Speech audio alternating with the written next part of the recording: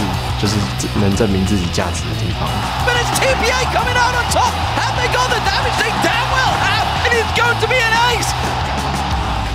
Bir League of Legends oyuncusunun en büyük hayali dünya şampiyonasını oynamaktır. I think Worlds is a good opportunity to show how good of a player you really are. It's Team Solo Mid coming out with the victory. 딱히 압박감은 없고 저희 팀이 제일 잘하는 것 같아요. Pentakill! A complete shutout coming in for Samsung White. 也是一个展示自己队伍风格的机会，然后。 They just surprised AHQ by showing up behind them and starting the party.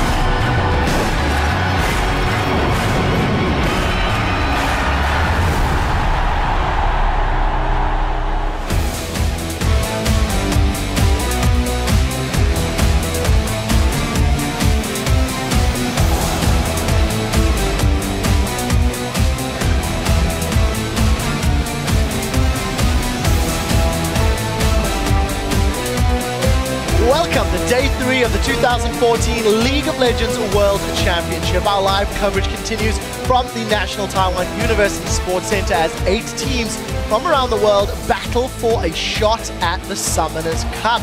Moments ago, Samsung White were busy preparing in their ready room before they take to the stage to face off against Turkey's Dark Passage, who were doing just the same. My name is Trevor Quickshot Henry, and joining me to lend their League of Legends knowledge to our special Worlds Analyst desk are Evil Genius's Mitch Crepo Forcepulls, welcoming to the desk Counterlogic Gaming's Double Lift, Peter Double of Ping, and of course on-game netcaster Christopher Monte Cristo Michaels. And at the end of the table, David Freak Turley from the North American LCS.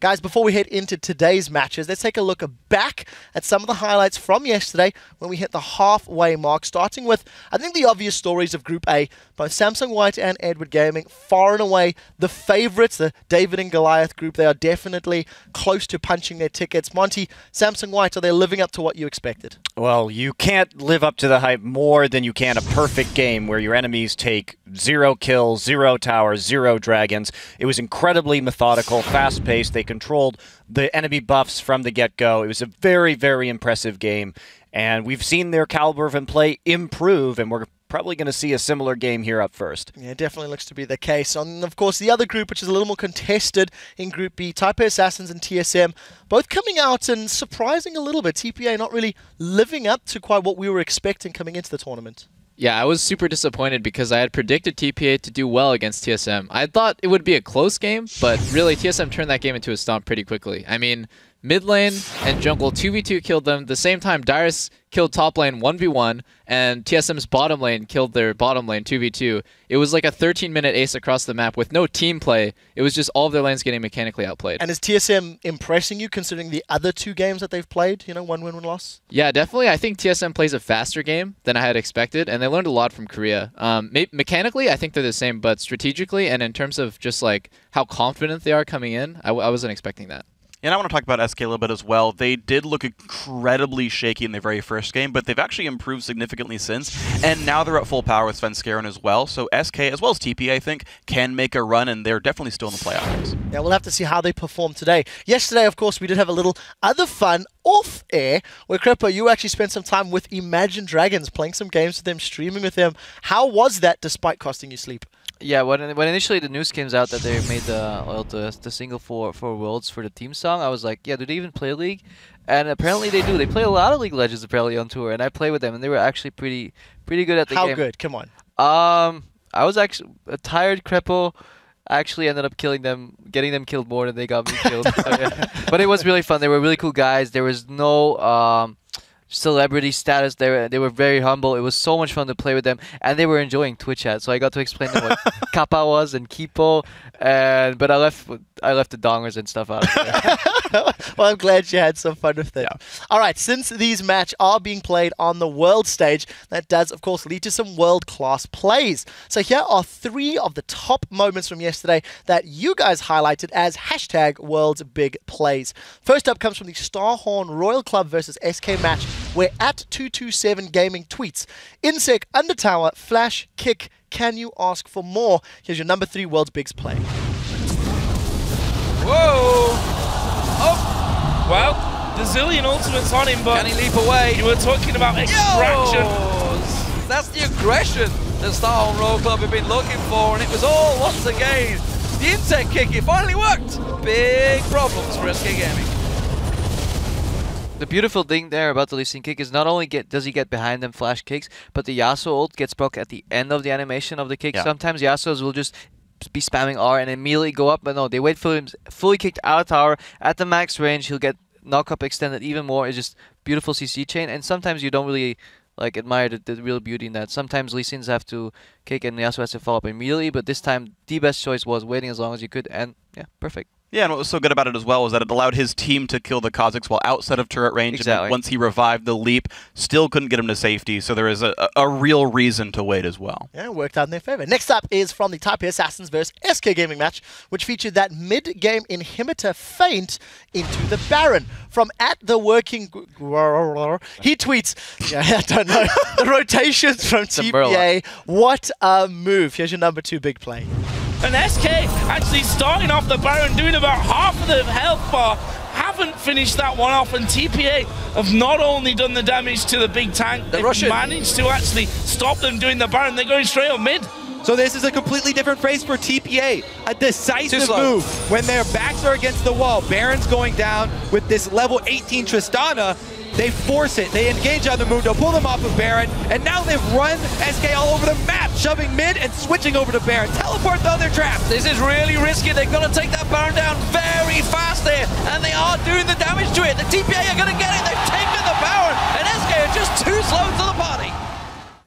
If ever there was a rotation to throw to the king of rotations, I think that's it. It was a really good rotation. Just that feint down the mid lane. Of course, if they lose the inhibitor, then they lose the Baron as well. So they just kind of fake him out, go for the Baron anyway, and then they're able to push into the open inhib. And Ryze and Kha'Zix, they're going to burn it down real fast at that point in the game. So Monty, what's the counterplay here? Yeah, all right, let's move on.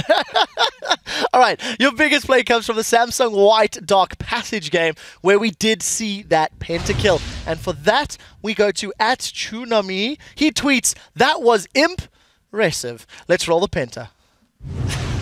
Oh man, they are still going for this fight. A little bit of brush control is going to be good for this one. Double kill coming in for Imp. He keeps the shots coming. The triple kill for Imp. Looking for the quadra. Where is he? They are going to get it. The pentakill to come in for Imp. Pentakill! Double, if you got to talk to me about that one. Well, to be honest, they were 16k gold ahead at 23 minutes, so there wasn't a lot of mechanics going on there. But I can't attribute the mental game. I hate you. It's really great to just get a pentakill, even if you're the clear victor of the game or whatever, and you're playing against an underdog. If you get a pentakill, you're just gonna feel really confident throughout the tournament. You're gonna feel like, wow, I can do this. And then anytime you see a play that you can make throughout the tournament, you're gonna be able to do it instantly because you just have that mental game. Talk to me about the other AD carries. It's the first time we've got you on the desk for Worlds. What's your take on groups A and B and how the AD carry play has either impressed or disappointed you? Probably the biggest disappointment was Name, because I didn't expect him to lose 2v2 so hard to Imp and Mata. I mean, yeah, he might be slightly weaker in lane, but they got 2v2 killed, I think twice. So that's just really disappointing to me, and it just shows how far ahead Samsung White is, just in terms of their bottom lane 2v2 play. Well, we'll have to see if they can keep that up. All right, sometimes avoiding what could have turned into a world's big play against your team and escaping with your hide intact can actually be just as important as that flashy string of kills. So this is where we highlight and salute the players who have narrowly avoided the jaws of death in a play we called them Jukes. From EDG versus AHQ, this is a great dodge of the spear. And really the big thing about this is that he's got such a little window to do this, but right here spots it, turns around just in time. And thankfully in the Nidalee rework, the width of the spear got reduced, otherwise he would have definitely gotten hit there. If he got hit there, that would have tilted the matchup really hard. Yeah. Well, same game. This is the invisible Name. What do you think of the ward placement there, Crepo? Yeah, very optimistic. I would probably place it in the brush. But then again, I'm not a world, so... Once he saw he was gone, he should have just hooked through the brush anyway and be like, oh, we went this direction, and just tried for a random hook. Yeah. All right, so this is from TSM vs TPA. It's a trio of Jukes. It's wins, Dyrus, and Bjergsen. Dodge, dip, duck, dive, and I guess dodge, but it doesn't help Dyrus. Because he dies. Yeah. Goodbye, but it's not a bad try, though, to be fair. It looked cool. Yeah. He had fire and everything. I mean, look at that. He dodged the Zenith Blade as well.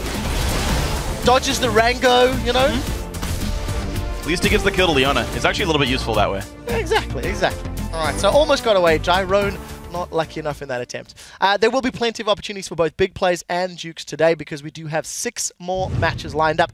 The action will start with Samsung White facing Dark Passage in a rematch, and the day will conclude with SK Gaming facing the Taipei Assassins once again.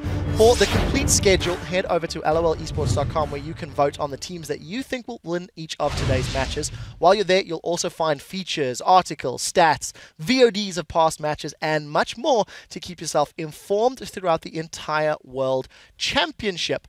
We'd also like to keep us informed, so we're going to head over to Twitter and tell us who has been the most outstanding player in the Taipei group stage and why. Freak, who's it for you? It's got to be Mata.